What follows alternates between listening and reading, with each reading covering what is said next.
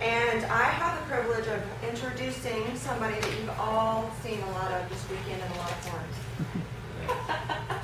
For better or worse. And when you hear the elements of his story, I felt like there was really no better way to kind of wrap things up than with Bill's story. So with nothing further, I'm going to pass this over. Well, first of all, again, I'm going to thank Angela and Gordon for partnering and inviting me to be part of this journey. And it is a journey, and it is a true venture.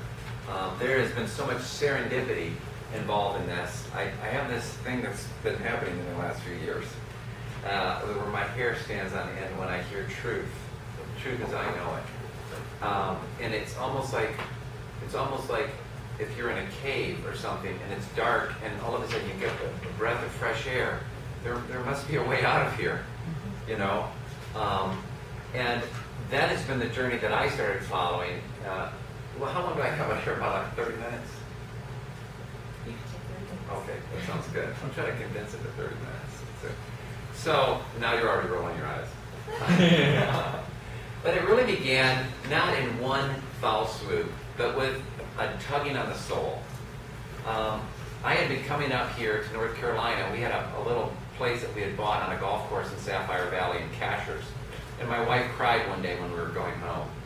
And they were just tears because she felt so connected to this place and to the energy and to that feeling that she had here. She had to kind of gear up emotionally, go back and do battle back home. And I thought, this is kind of perverse. It seems like we should be living where we vacation.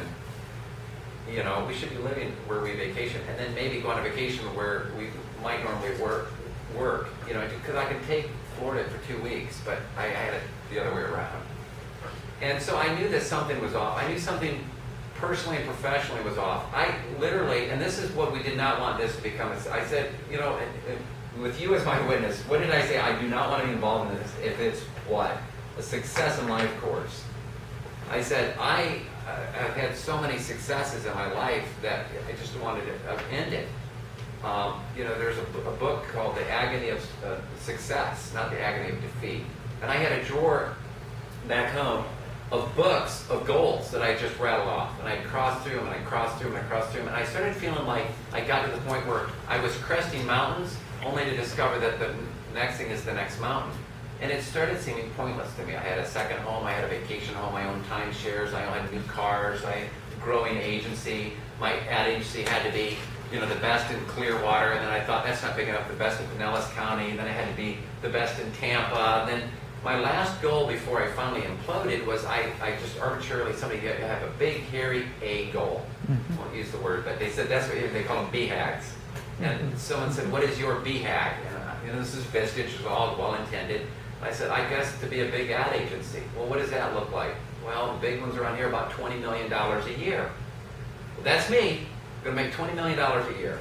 I'm going to have the biggest ad agency in town.